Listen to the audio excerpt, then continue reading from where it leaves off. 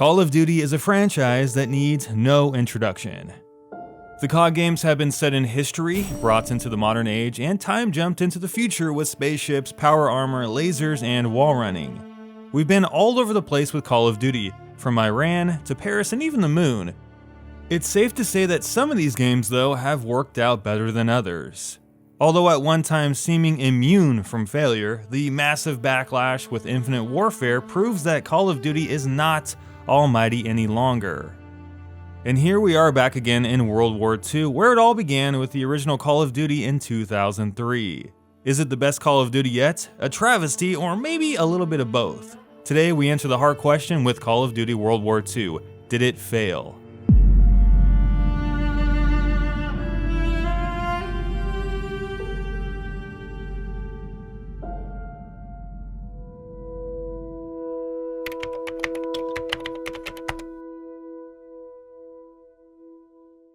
Call of Duty had to do some real soul-searching after its most recent entry, Infinite Warfare. In the last few years, growing resentment aimed at the direction of Call of Duty has surfaced, mostly due to the selection of the game's prior settings. Leading up to this game, there were five futuristic Call of Duty games in a row.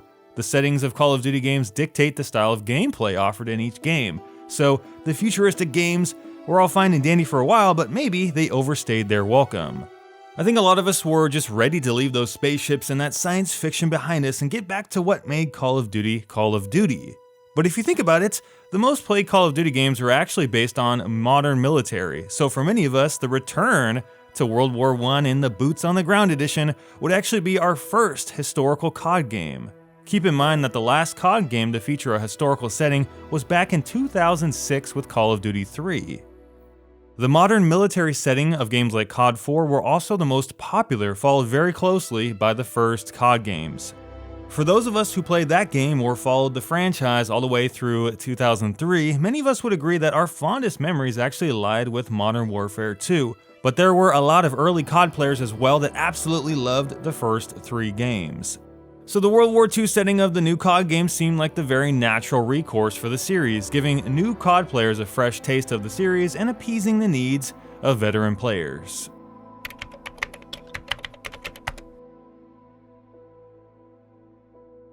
Everybody plays COD games for different reasons: the campaign, the multiplayer, or zombies. Love them or hate them, the campaigns for COD games are some of the most interesting parts of the total package. COD campaigns are almost guilty pleasures for me at this point. They are so cringy, so over the top, and so serious that they are laughably fun. World War II is no exception. The campaign was a hodgepodge of different ideas that eventually culminated in a fairly powerful ending despite its passé story. Each level was unique and diverse, from D-Day to Rhine to Liberation. Thankfully, a lot of diversity was offered in the campaign despite the small maps, but it was mostly visually, unfortunately. Liberation would be the exception and was particularly fantastic, one of the few missions to feature a deviation from the classic COD formula of this game. Our contact there will supply us with explosives, and when we blow the gates, that'll be your signal to approach. This mission was a great change of pace as you led an undercover French resistance woman named Camille to infiltrate a German headquarters in Paris. It has everything you want: walking simulation and optional dialogue, Ich habe Reisedokumente für Polizeiführer Heinrich. stealth, explosives, panic, a shootout, and of course that beautiful set piece that we've all come to expect. There were definitely some bad missions mixed in, but for the most part it was fairly entertaining. But a few things dampened the excitement, including cardboard cutout characters, very predictable level formats, QTEs, and a little bit too much hand-holding. But as one component out of three, I would say that the campaign was overall fairly good for what it offered.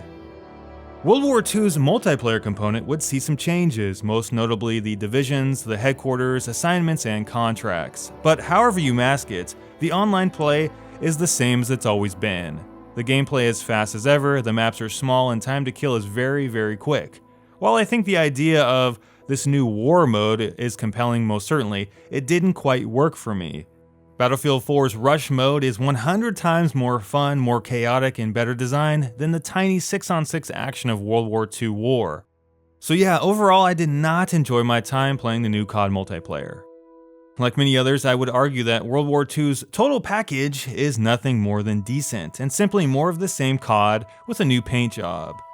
At no point did the historical setting of World War II reinvigorate the franchise, nor did Activision do anything new this time around to spice up that tried and true Call of Duty formula that has become so tiring.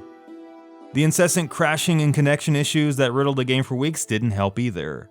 In the end, COD was hammered by both the Steam community and on all systems on Metacritic in its over 1,800 user reviews.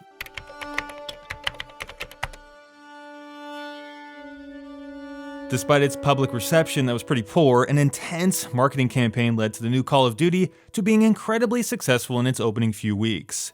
World War II was in the spotlight, you better believe it.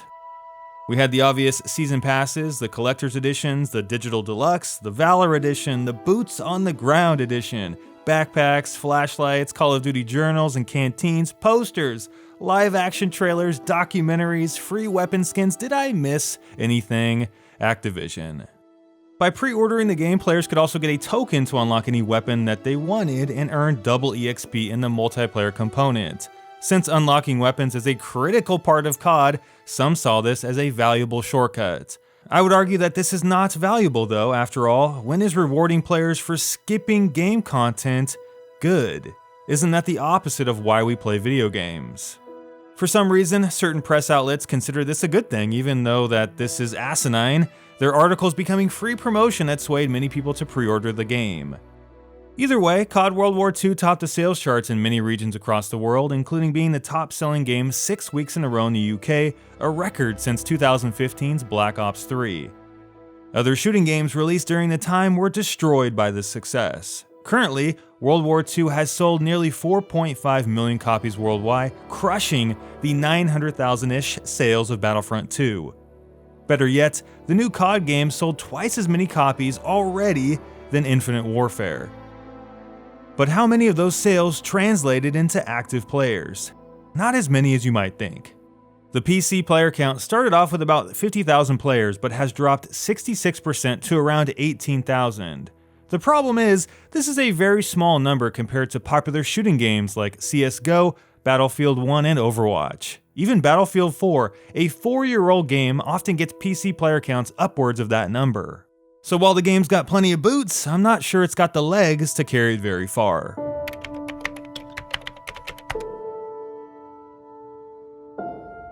Call of Duty World War II is a serviceable game and a series that is getting incredibly samey these days. Without some serious innovation, I truly believe that most serious gamers are going to continue to turn a cold shoulder to the series going forward. Is it fatigue at this point, or has Call of Duty truly ran out of good ideas? I hope you can help me answer that in the comment section below. Thanks for watching, everyone.